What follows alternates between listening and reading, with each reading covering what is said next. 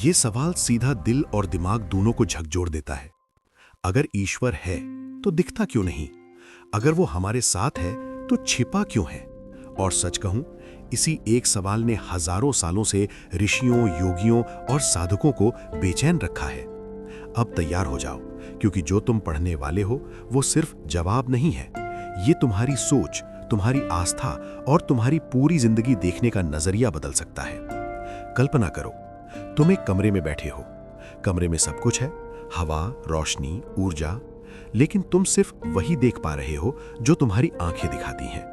क्या इसका मतलब यह है कि जो दिख नहीं रहा वो है ही नहीं? नहीं। और यही है ईश्वर का पहला रहस्य। वो मौजूद है, पर तुम्हारी इंद्रियों से परे है। अध्याय 1। ईश्वर छिपा नहीं है, तुम देख नहीं पा रहे। सबसे पहले एक बहुत बड़ा भ्रम तोड़ते हैं।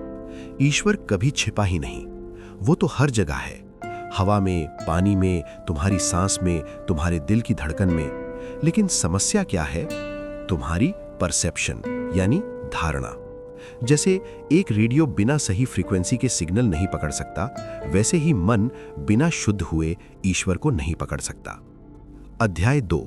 मन का शोर, यानी ईश्वर की खामोशी। तुमने कभी गौर किया है, जब तुम बहुत ज्यादा सोचते हो तब तुम खुद को भी नहीं समझ पाते। अब सोचो, अगर तुम खुद को नहीं समझ पा रहे तो उस अनंत शक्ति को कैसे समझोगे? मन का शोर ही सबसे बड़ा पर्दा है। डर, गुस्सा, लालच, तुलना, अहंकार, ये सब मिलकर तुम्हारे और ईश्वर के बीच दीवार बनाते हैं। अध्याय 3। अगर ईश्वर दिख जाए तो क्या होगा? ये बहुत खतरनाक सवाल है। सोचो, अगर ईश्वर सामने आ जाए, क्या लोग उसे सच में समझ पाएंगे या फिर उसे भी एक ऑब्जेक्ट बना देंगे? इतिहास गवाह है, जब जब सत्य सामने आया, लोगों ने उसे नकारा, गलत समझा या उसका दुरुपयोग किया। इसलिए ईश्वर खुद को छिपाता नहीं, वो खुद को प्रकट तभी करता है जब तुम तैयार हो। अध्याय 4। परीक्षा का खेल। जीवन एक परीक्षा है, और हर परीक्षा में क्या होता है? सवाल पहले आता है, जवाब बाद में मिलता है। अगर शुरुआत में ही ईश्वर सामने आ जाए, ना कोई संघर्ष रहेगा, ना कोई सीख, ना कोई विकास। इसलिए ईश्वर छिपा है, ताकि तुम खोजो और खोजते खोजते खुद को पालो। अध्याय 5। सबसे बड़ा रहस्य, तुम ही ईश्वर हो। अब सबसे गहरी बात, जिसे तुम बाहर ढूंढ रहे हो वो तुम्हारे अंदर है। लेकिन ये सुनकर दिमाग कहता है कि अगर मैं ही ईश्वर हूं तो मुझे पता क्यों नहीं? क्योंकि तुमने खुद पर इतनी परतें चढ़ा ली हैं कि असली पहचान छिप गई है। नाम, पहचान, समाज, डर, कंडीशनिंग, ये सब मिलकर असली तुम को ढक देते हैं। अध्याय 6। ईश्वर अनुभव है, वस्तु नहीं। तुम ईश्वर को देख नहीं सकते, लेकिन महसूस कर सकते हो। जैसे प्रेम दिखता नहीं, महसूस होता है। शांति दिखती नहीं, महसूस होती है। वैसे ही ईश्वर कोई चीज नहीं, एक अनुभव है। अध्याय 7। रास्ता क्या है? अगर ईश्वर दिखता नहीं तो उसे पाया कैसे जाए? 3 सरल रास्ते। 1, ध्यान यानी मेडिटेशन। जब मन शांत होता है तभी सत्य दिखता है। 2, प्रेम यानी लव। निस्वार्थ प्रेम ईश्वर का सबसे साफ रूप है। 3, समर्पण यानी सरेंडर। जब तुम कंट्रोल छोड़ते हो तभी असली कनेक्शन बनता है। अध्याय 8। क्यों कुछ लोग ईश्वर को महसूस कर लेते हैं? तुमने सुना होगा, कुछ लोग कहते हैं, मैंने ईश्वर को महसूस किया है। ये कोई जादू नहीं है, ये अवस्था है जहां मन शांत है, जहां अहंकार खत्म है, जहां केवल होना बचा है। अध्याय 9। असली बाधा, अहंकार। सबसे बड़ी दीवार क्या है? मैं। जब तक मैं है, ईश्वर नहीं दिखेगा, क्योंकि 2 नहीं हो सकते, या तो मैं रहेगा या वो। अध्याय 10। विज्ञान भी यही कहता है। आज का विज्ञान भी मानता है, ब्रह्मांड में 95% चीजें हमें दिखती ही नहीं। Dark matter and energy. तो क्या वो नहीं है? हैं, लेकिन हमारी अंडरस्टैंडिंग से परे हैं। वैसे ही ईश्वर अल्टीमेट रियलिटी है, जिसे अभी तुम्हारा दिमाग पकड़ नहीं पा रहा। अध्याय 11। असली यात्रा अंदर की है। तुम मंदिर, मस्जिद, तीर्थ सब जगह जा सकते हो, लेकिन अगर अंदर शांति नहीं है तो बाहर कुछ नहीं मिलेगा। असली यात्रा अंदर की है। अध्याय 13। मौन की भाषा। तुमने कभी सोचा है ईश्वर बोलता क्यों नहीं? क्योंकि ईश्वर शब्दों में नहीं, मौन में बोलता है। जब तुम पूरी तरह शांत होते हो, न कोई विचार, न कोई आवाज, तभी एक अजीब सी क्लैरिटी आती है, जैसे कोई बिना बोले तुम्हें समझा रहा हो। वही है ईश्वर की भाषा। अध्याय 14, संकेतों में जवाब। ईश्वर सीधे सामने नहीं आता, लेकिन वो तुम्हें बार बार संकेत देता है। कभी किसी इंसान के रूप में, कभी किसी घटना के रूप में, कभी अचानक आई एक सोच के रूप में। तुमने नोटिस किया होगा, कभी कभी कोई बात दिल में अचानक आती है और वो बिल्कुल सही निकलती है। वो तुम्हारा दिमाग नहीं, वो एक हायर गाइडेंस है। अध्याय 15, समय का रहस्य।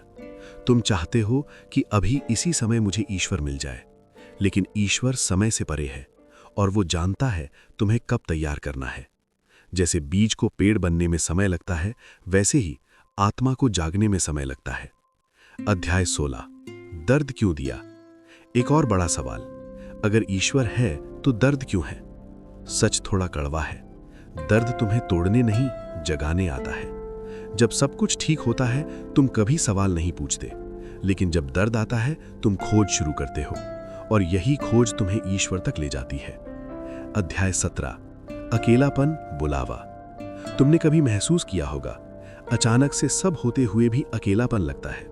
ये कमजोरी नहीं है, ये एक बुलावा है, ईश्वर का संकेत। अब बाहर नहीं, अंदर आओ। अध्याय 18, जब सब छिन जाता है। जीवन में एक समय आता है जब सब कुछ हाथ से निकलने लगता है, रिश्ते, पैसा, पहचान। तब लगता है कि ईश्वर ने सब छीन लिया, लेकिन सच्चाई, वो हाली कर रहा है ताकि असली चीज दे सके। अध्याय 19, विश्वास की परीक्षा। जब कुछ समझ नहीं आता, तब भी भरोसा रखना यही असली परीक्षा है। आसान है मानना जब सब अच्छा हो, लेकिन असली आस्था तब है जब कुछ भी ठीक ना हो, फिर भी तुम कहो मुझे भरोसा है। अध्याय 20, डर का अंत। ईश्वर छिपा है इसलिए डर है। क्या होगा, कौन संभालेगा? लेकिन जिस दिन तुम्हें महसूस हो गया कोई है जो हर पल साथ है, उस दिन डर खत्म। अध्याय 21, वर्तमान में ईश्वर। तुम या तो पास्ट में जीते हो या फ्यूचर में, लेकिन ईश्वर सिर्फ वर्तमान में है, न कल में न आने वाले कल में, सिर्फ अभी में। अध्याय 22, सरेंडर का असली मतलब। समर्पण का मतलब हारना नहीं है, इसका मतलब है मैं सब कंट्रोल नहीं कर सकता। जब तुम ये मान लेते हो तभी असली शांति आती है। अध्याय 23, प्रेम ही रास्ता है। सबसे आसान और सबसे कठिन रास्ता प्रेम, लेकिन शर्त क्या है? बिना किसी एक्सपेक्टेशन के। जब तुम बिना शर्त प्रेम करते हो तुम ईश्वर के सबसे करीब होते हो। अध्याय 24, पहचान का टूटना। तुम सोचते हो मैं ये हूं, मैं वो हूं, लेकिन ये सब टेम्परेरी है। एक दिन ये सारी पहचान टूट जाती है और जो बचता है वही असली तुम हो।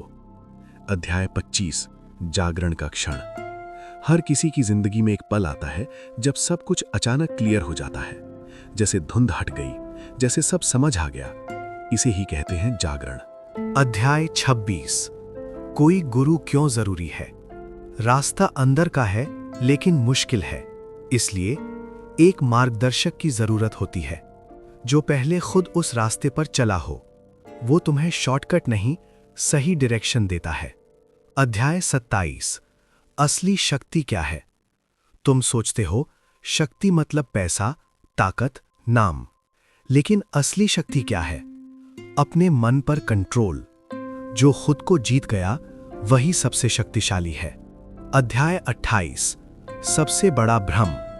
सबसे बड़ा इल्यूजन है मैं अलग हूं, ईश्वर अलग है। जब ये भ्रम टूटता है सब खत्म और सब शुरू। अध्याय 29, पूर्णता की अनुभूति। जब खोज खत्म होती है तब कोई सवाल नहीं बचता, ना डर ना चाहत, सिर्फ शांति। अध्याय 30, अंत नहीं शुरुआत। तुम सोचते हो बस अब समझ आ गया, लेकिन असली यात्रा यहीं से शुरू होती है, क्योंकि अब तुम जाग चुके हो। अब सबसे बड़ा जवाब है ईश्वर इसलिए छिपा है ताकि तुम उसे खोजो, और खोजते खोजते तुम खुद को पालो और समझ जाओ मैं और ईश्वर अलग नहीं है।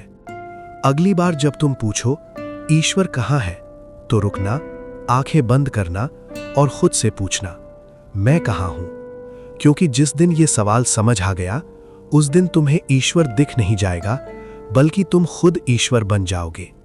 अगर तुम सच में जानना चाहते हो ध्यान कैसे करें, ईश्वर को महसूस कैसे करें, तो अभी चैनल को सब्सक्राइब करो, क्योंकि अगली वीडियो में हम बताएंगे ध्यान का वो तरीका जिससे 7 दिन में तुम्हारी सोच बदल जाएगी।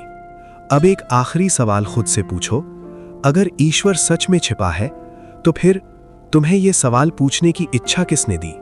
सोचो, क्योंकि शायद वो छिपा नहीं है, वो तुम्हारे अंदर से तुम्हें खुद को ढूंढने के लिए बुला रहा है।